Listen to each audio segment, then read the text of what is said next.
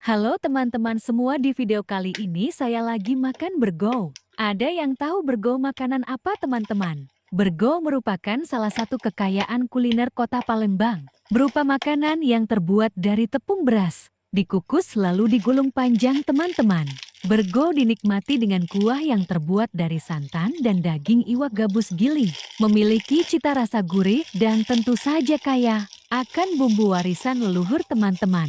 Burgo dapat digolongkan sebagai makanan kecil dan bukan makanan utama teman-teman. Makanan ini dapat ditemui di warung-warung khas Palembang dan biasanya disajikan bersama dengan makanan lain seperti lakso, laksan, dan celimpungan teman-teman. Burgo akan terasa lebih nikmat dimakan jika dalam keadaan hangat sehingga warung-warung biasanya menjajakan makanan ini dengan kompor untuk menghangatkannya.